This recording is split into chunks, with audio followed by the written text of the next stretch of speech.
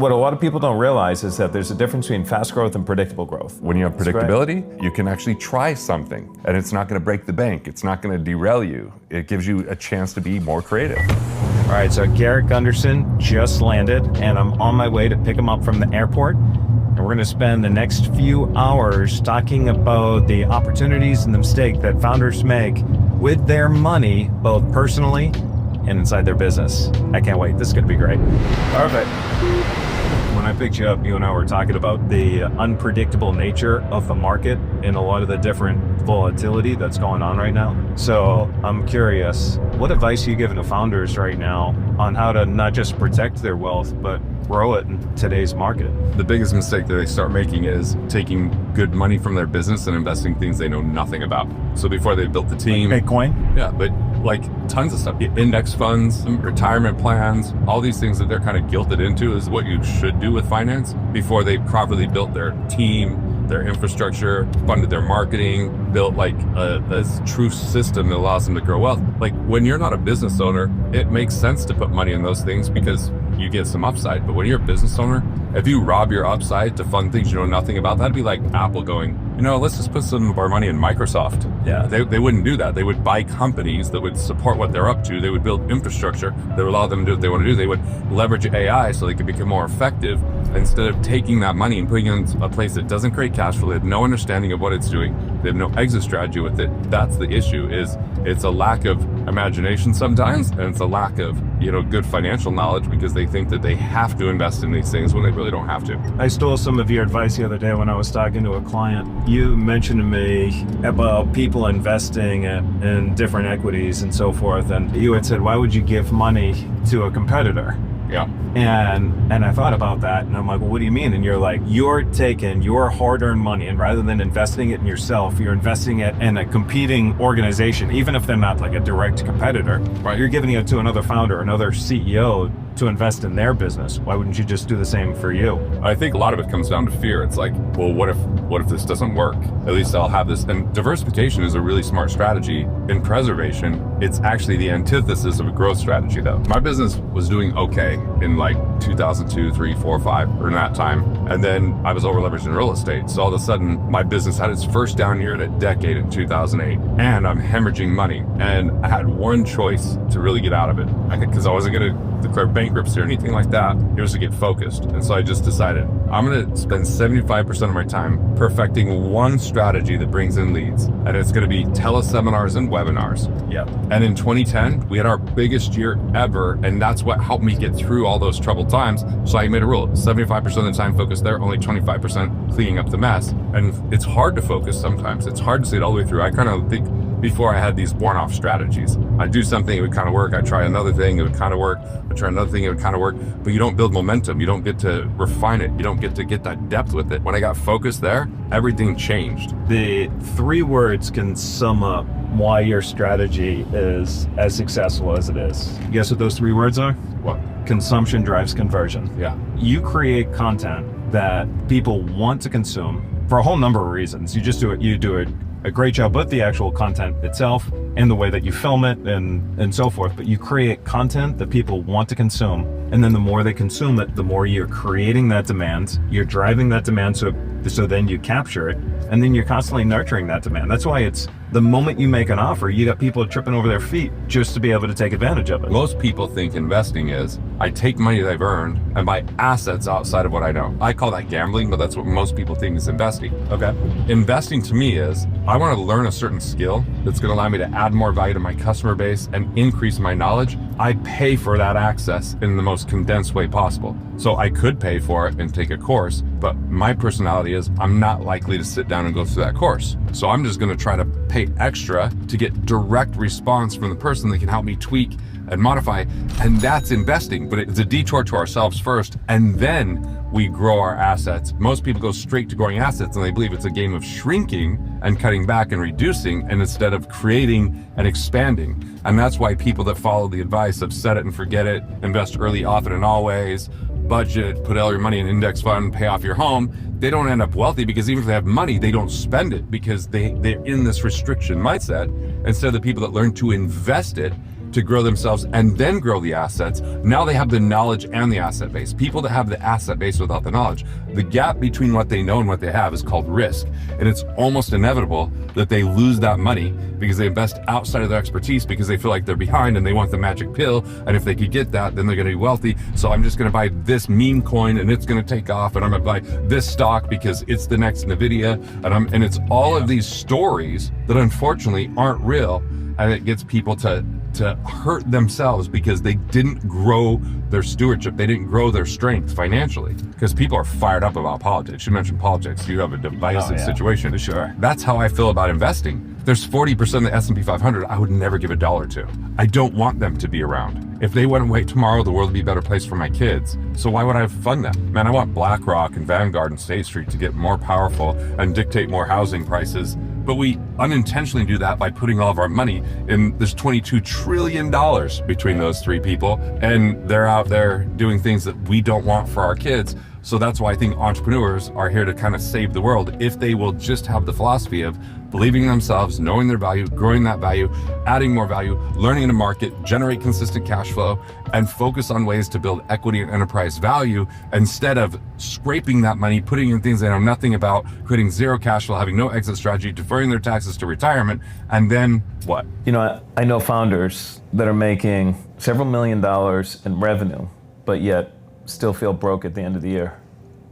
Why? They're stuck in an accumulation mindset, first off, which is especially around investing. They don't manage cash flow properly because they lock money away. There's this formula, the Accelerator Formula is first, make more money. Too much of finance doesn't emphasize that. And you're your greatest asset, so you making more money is essential. Then second, you gotta learn how to keep more of what you make. And there's 4 I's to efficiently to do that. The IRS, most founders tip the government. Interest, they don't know how to manage their loan structure properly to improve cash flow. Investments, they lock it away, don't create cash flow, or they have unnecessary fees that create drag. And then insurance, they either are exposed or they simply waste money having duplicate coverages. So that's like 10% more money back to the bottom line of their business. So if it's make, then it's keep more, then it's grow your money. So it's make, keep, grow, and then it's multiply when you grow yourself. So it's invest in skill sets, invest in infrastructure, invest in the people, invest in the marketing. Do the things that are going to create sustainability instead of every time something goes well, taking a bunch of money and putting it in something you know nothing about, being a crypto bro, or investing in some real estate project you know very little about that actually takes way more time. It's not very passive. And so I just think that they lack permission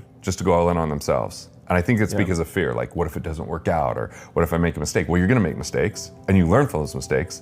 When you make mistakes with our money, what do you learn from that? I've done a lot of hard money loans, and I do these hard money loans and I'll get 18% interest. And I'm thinking, that's just really great because I'm making an investment for 18% and I feel like a hero. After talking with you, my focus changed so much because instead of thinking about how do I save 40%, which is what I pay in taxes, I'm more focused on how do I make 18%. It was a backwards way of thinking. If I approached my wealth accumulation by starting with, let's give away less to the government, my returns at the end of the day, the more I would have kept in my bank account would have been much higher. We did a study, and what would the Rockefellers do, where we said, the average 401k balance is $179,000. And in 20 years, if they could double their return, if they go from 8% to 16%, or they just got better at saving tax and structuring loans properly, 400% better off saving tax and restructuring their loans without the risks. Because what I tell my clients when they come in and they say, what is a reasonable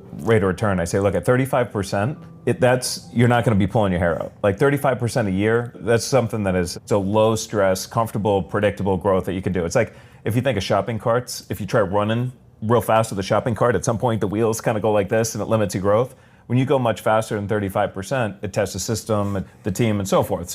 But you can grow much faster, as we've done plenty of times. It depends on. All that being said, what a lot of people don't realize is that there's a difference between fast growth and predictable growth, right? Of the companies that made it at Inc. 5000, fastest growing companies, that's within 5 to 8 years, 66% of those companies went out of business, shrunk in size, or were disadvantageously sold. Again, within 5 to 8 years, because they were focused on fast growth and not that predictable growth. But here's the other underlying thing. The money that you put in your pocket, but then there's the wealth that you're creating with your business itself. And that is a totally different number, because you can create wealth based on a multiple on EBITDA, or you can create wealth based on a multiple on revenue. It all depends on the predictability and a few other elements that you build in your business. And you build those things right, that's the difference between making enough money to retire and then creating generational wealth. I had just done a webinar. We had 600 people register. Yep. Like 220, actually show up. So not a terrible show rate, but only about a third of the people showed up. I can help you with that. I did 2 hours. Well, you did. So I did 2 hours. We offered a $197 offer with a $197 mastery. Yep. And we did 26,000 some and change. Yep.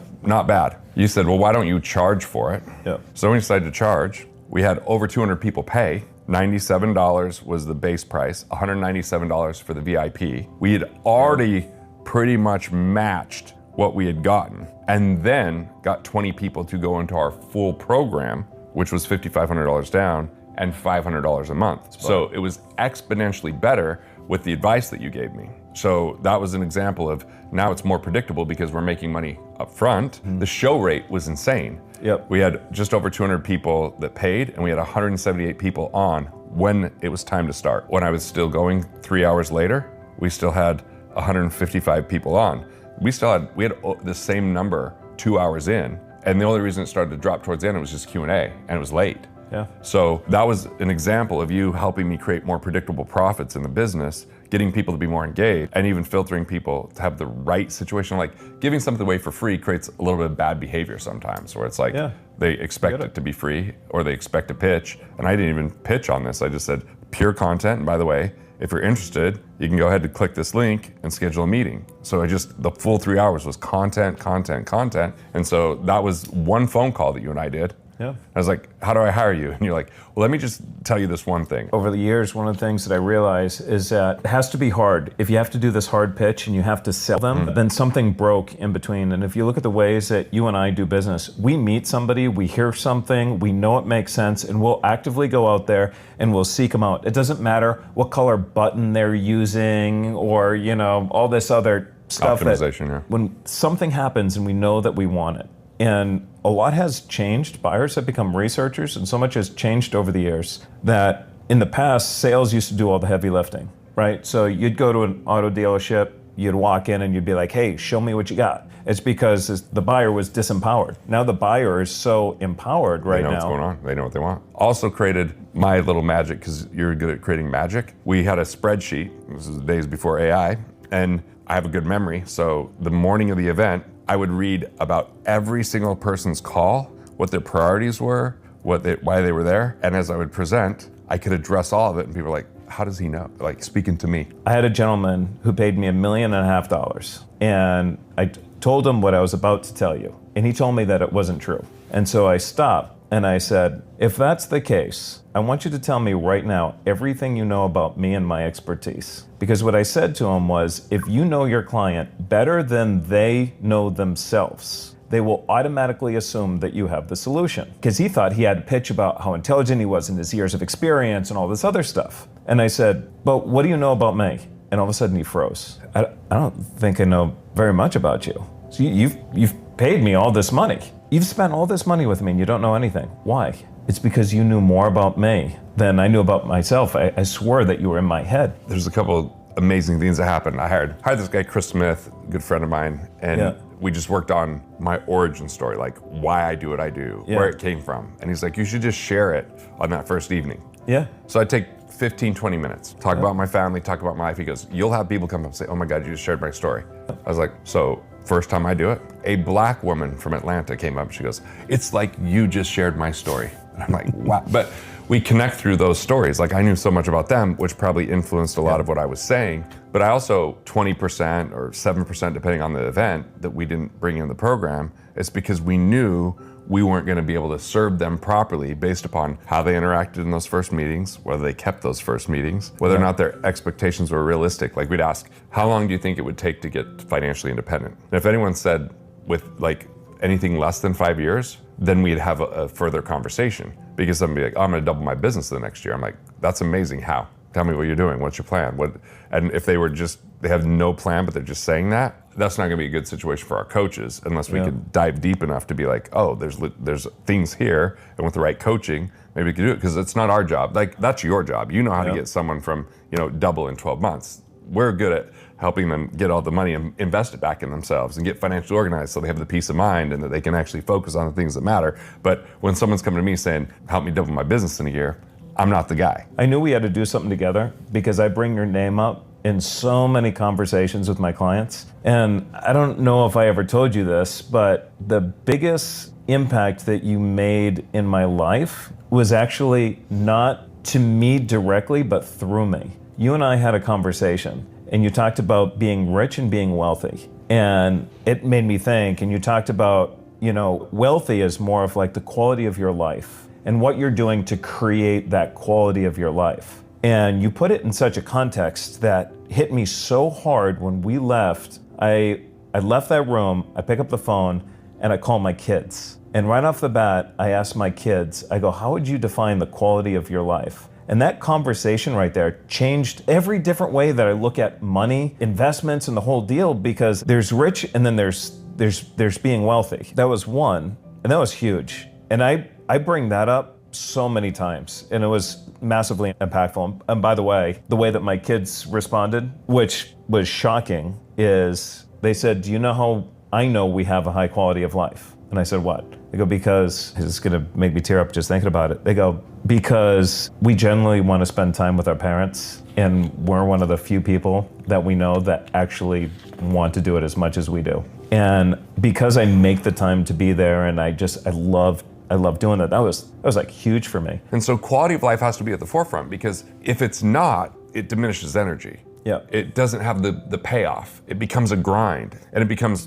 far too much risk, because you risk relationships, you risk your health, and how many financial conversations get to there? Are you saying that you want to invest in memories and creating memories? Look, my dad rocked my world on this, because when I was young, I heard Dave Ramsey say, I'm gonna work like no one else will work, so one day I can live a life like no one else could live. And I told my dad this. And I remember I was just married, and we're driving in Main Street of Price, Utah, a little coal mining town, in a 1984 Chrysler. He's the New Yorker it was. You open the door and it would talk. We thought that was cool. And I just remember him looking at me and saying, I appreciate the work ethic, I do, but you could never buy back the memories that you never have. Wealthy people, ultra high net worth, have systems, and the middle class have savings. I like that. Once I saw this formula, it was like the most transformational thing. If I wanted anything, it was just 4 steps. Number 1, who's gonna be my co-creator? Who's the person who's gonna support and inspire me, hold me accountable? Number 2, what am I gonna have to eliminate that I would escape to if it gets hard?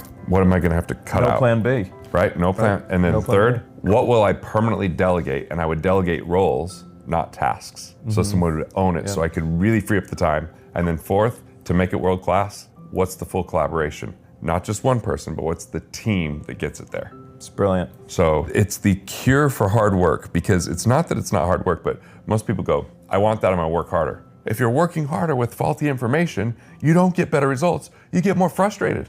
Yeah, it's true.